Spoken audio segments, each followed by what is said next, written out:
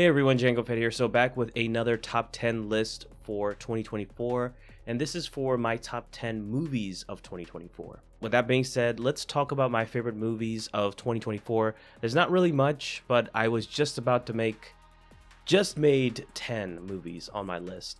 And I made it my mission not to watch any shitty movies, except for one. There is actually one. I actually forgot about this one.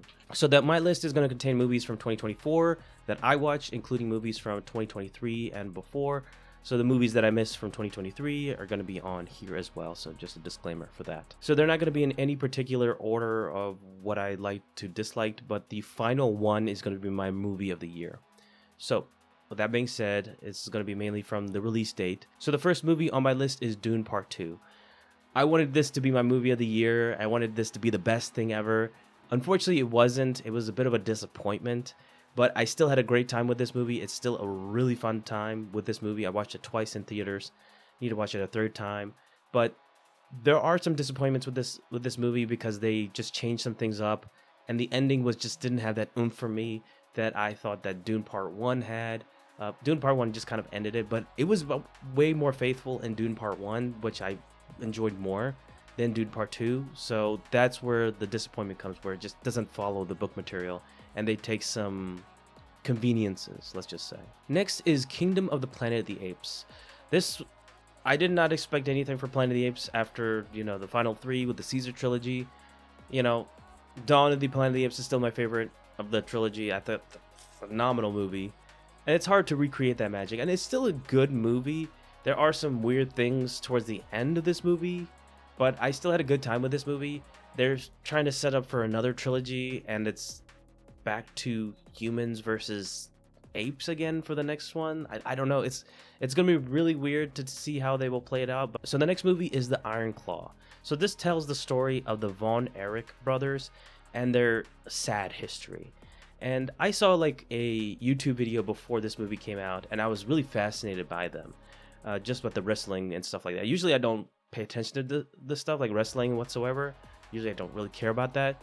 But like back in the 80s and 70s, I was always like really interested in those types of, the wrestlers and stuff like that, those wrestler types. And, this was one of them, Von Erichs, and just their really sad history. Of the three brothers, and they're practically their whole family, the tragedy that goes with them. But this was a really fantastic movie, really depressing movie, but it's really important to see, and I would recommend watching it, and it's on HBO Max now. Next is Godzilla x Kong: The New Empire. Hearing that title alone, I didn't want to see this at all, but I saw this on HBO Max. I didn't want to see it in theaters. This just came out earlier in the year, but I just wanted to see it just for the hell of it, and I actually had a good time with this, surprisingly. I thought this would be complete shit, because I like Godzilla vs. Kong, but this one was just kind of going just super silly, and this just engages the cheese, and it's just, you still have a good time with this. I still enjoy these types of movies, the Godzilla movies, but this one just took the cheese factor to like 10 or something, or 9, but it was still a good time. I still really enjoyed it. So yeah, I watched it twice on HBO Max just for the hell of it, and I had a good time. So next is Lisa Frankenstein. This stars Catherine Newton and Cole Sprouse. And I was really curious about this because this was directed by Zelda Williams, the daughter of the late and great Robin Williams. And it's just it's a funny movie. I enjoyed it, and it was on Amazon Prime, and I had to watch this just for the hell of it. And it's really funny, man, this whole movie. And I had a really good time with it, so I have to put this on this list. And good for Zelda Williams coming out for this. I think this was her directorial debut, so let's see what she'll do in the future with more stuff down the road. Next is Deadpool and Wolverine. I had to put this movie on the list, of course. This is just homage to everything that's great about Wolverine and Deadpool, and they don't bring them back in a stupid way for Wolverine or anything like that, with Hugh Jackman coming back as Wolverine. They actually did a pretty good job with this, and and surprisingly, Disney didn't shit the bed with this. They actually kept the rated R style, and guess what, Disney? This movie ended up being a success, and I think it made like $1 billion, and did extremely well. Rated R goodness, kept the comedy and the violence and all this other stuff for the movie, and they didn't, get away from that. I expected Disney to be just kind of like more like kid friendly with a PG-13 rating or something like that, but lo and behold, they kept with rated R, kept the whole movies, the Deadpool movies from 1 to 3, now rated R, and people have went out and watched it and had a great time. It was funny. It was just plenty of action. It was a really good story, and it just like made fun of everything from like Mad Max to Wolverine with his old movies and like X-Men and stuff like that. So it made fun of freaking everything, and I had a really great time with this. I wish I watched it a second time in theaters, but once is enough, and I'm probably gonna watch it again when I get it on Blu-ray. Next is Alien Romulus. I was really looking forward to this, but the thing is, I was a little worried because at the same time, it was going to be directed by the people or the guy who did Don't Breathe, and I hated Don't Breathe. I did not like that movie whatsoever. But lo and behold, after seeing the trailer and then seeing the movie, it ended up being fantastic. It ended up being really great. There are some problems here and there. We put cameo from like something like the original movie into here, which just didn't need it at all. And the CGI for that character was really bad.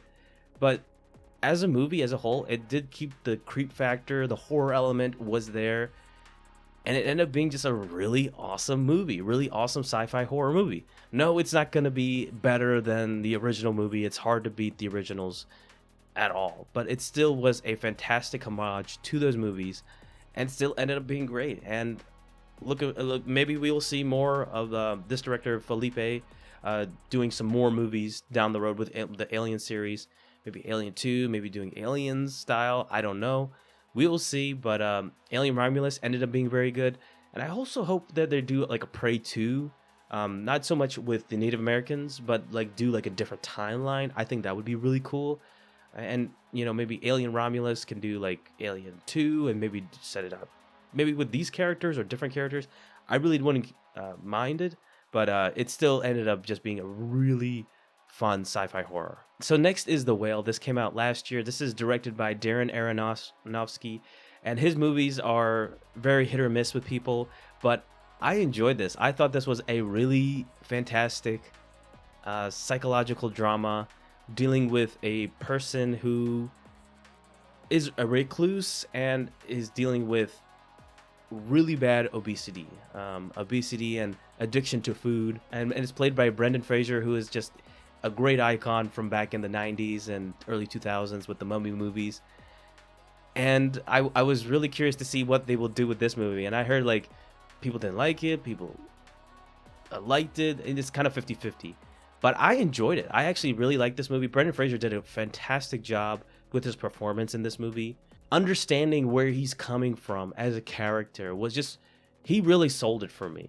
And it was just really fantastic. Him and the other characters around him, you understand what he's going through and why he kind of fell down this path. And it was just a really sad movie, but it also had one of the funniest memes I've ever seen in the very end of the movie. It was just like it was just so fucking bizarre. Why did they even put that? But minus that, the movie was still a really fun movie.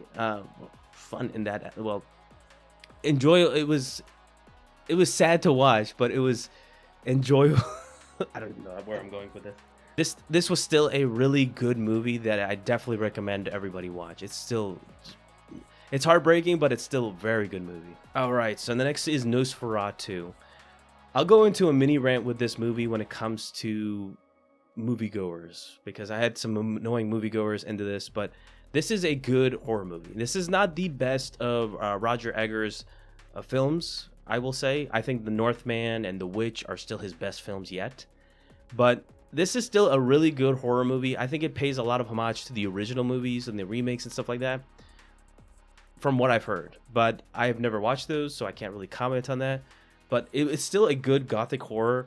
I still think some of the performances are just... One of the performances for the actors, it was actually Johnny Depp's daughter, was way too over the top. It was just really too nonsensical. Maybe it's just that's going for how the originals were done and the remake and stuff like that. But it was still a good horror movie, and it wasn't really, didn't like to have the jump scares and stuff like that, but it still had like some really good gothic horror, and you understand like what these characters are going through with witnessing like Count Orlok and how menacing of a figure he is. So I thought it was still a good movie, but this is where I'm going to go into my mini rant. So I had a bad movie experience with this movie when it comes to someone literally right next to me, and they were just talking and fucking wouldn't shut the fuck up, and going through their TikTok their whole fucking time. And it's just like they didn't really understand this movie. They just like were just commenting on everything, and I just shut the fuck up. Let people watch. And instead, this person was just flipping through TikTok and just like, gee, look, why are you coming to the fucking movies if you're gonna ruin it for just because you don't like a movie and you don't fucking understand it doesn't mean you have to ruin the experience for everybody fucking else. And it's just like, it drives me insane. Like some people are like that they just come to a movie and they just try to ruin it for everybody else just because they didn't enjoy it or they didn't understand it. It's just like, go watch Sonic 3 or some. Well, I don't want to insult the Sonic people because they're probably more smarter of an audience than fucking this guy. Take your Gen X lifestyle and just get out of the fucking movie. Just stay on your TikToks and play Subway Surfers and just stick to that, because that's probably all you're gonna understand. For movies, just don't go to a fucking movie at all. Okay? Just fucking bullshit. I hate people like that, and it's just like I wanted to just be like, shut the fuck up, you know, just like call security or something. But I was just like, I'm in the middle of a movie, and you can't be ruining movie experiences to everybody else just because you don't fucking like it. Fuck you. So before we go into my favorite movie of this year, let me get into the worst movie that I saw in theaters that I could think of. I'm sure there's others out there, but this is what I thought of. I try to make it my mission not to watch any bad movies in theaters, except for this one, because my friend wanted to see it, and I figured, why not? Sure, why not? I didn't expect it to be this bad, but it was bad. And that's Venom 3. I thought this would be better than the second movie. Venom 1 was just a guilty pleasure. It was all right. It was just funny because of Ruben. I think it was Ruben Fleischer who directed it or produced it, and he just added those comedic elements, and it was really funny. It was a surprisingly funny movie. Venom 2 was just so bad that it was just horrible. I think it was directed by Andy Serkis, and it was really bad. I mean, I like Andy Serkis, but he's not really a good director. He did a Mowgli movie too, which was just pretty bad as well. He's just not a really good director, in my opinion. He's a great actor, but he's not a good director at all. And then Venom 3, I think, was directed by somebody else, but it was even more shit than Venom 2. Like, I couldn't understand that either. But it was just pretty awful. Easily the worst in the trilogy. There was no really much redeeming it. Tom Hardy, I guess, but Venom was even more fucking annoying in these movies. And it's just like, make these fucking rated R instead of just forgettable garbage. But they had to go around and just did that. They don't fucking care. They just want to make money.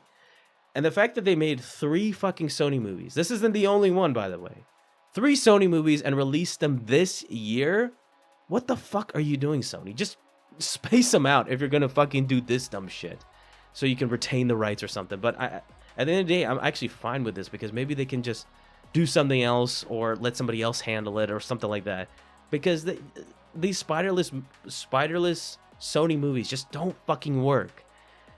Even if Venom 1 made a lot of money, these movies are just garbage. Now, as bad as Venom 3 was, I forgot about this one, but I have to put Joker 2 Fully a Doo-Doo on here, because I couldn't even finish this fucking movie. It was just that fucking bad.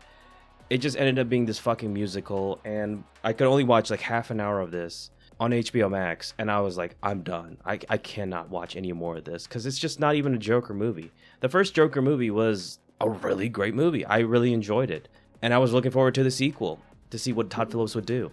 And he did not give a shit whatsoever. This ended up being sort of like how Taika Waititi did with the Thor franchise, and he just didn't give a shit in the end. And they just gave him money, and they were just like, okay, let me just make whatever. This is how Todd Phillips did with Joker. It just didn't need to be happening with a sequel. Joker 1 was fine as it is. Joker 2, you could obviously see that they just forced it. And it just doesn't work with the musical aspect whatsoever. And it was just horrendous. Easily the worst movie that I've seen, that I couldn't even fucking finish. That it was just that fucking bad. Good thing I didn't see Madam Web and others, but this, for me, is the worst movie of the year. And my favorite movie of this year was Furiosa: A Mad Max Saga. So I originally thought the idea of this movie was bad, and I thought it just didn't make sense at all. But lo and behold, it actually worked, and I actually enjoyed the hell out of this movie. And Anya Taylor-Joy was fantastic as a younger version of Furiosa. And George Miller just does it again because he's behind this movie, of course. And they just did a fantastic job with this movie, just like from start to beginning. And even having Chris Hemsworth as the hateable villain, it really works in this entire movie. I just didn't know what to expect, but after seeing the trailer, I was very much hooked into it, and I couldn't wait to see the movie. And it just ended up being not so much a success because, surprisingly, this movie didn't make any money whatsoever. It had a budget of $168 million and only made $174 million, like 173 million, almost 174. But still, like, that's like nothing. And man, I wanted to see like another movie, not so much directly from, like maybe another spin-off or something, because I wanted to see George Miller do another movie. And this guy is already like 79, and he's already putting out like great movies, like Mad Max Fury Road, which is my favorite movie of his. And then he did the latest movie, Furiosa, and did a fantastic job with that. But just underwhelming performance, which I just didn't understand. I thought this movie would do so good. But surprisingly, I don't know, just people just nowadays just don't want to see movies in theaters. But I thought it was a fantastic movie. And yeah, I want to see another movie from George Miller down the road. I hope he can do it and just do one more and complete like his new trilogy or something. I don't know. But I will be going to theaters and seeing it and supporting my man, because he does it once again with Furiosa, and this was easily my favorite movie of this year. So thank you guys so much for watching. This is my favorite movies of 2024 that I could name. Let me know yours in the comment section below.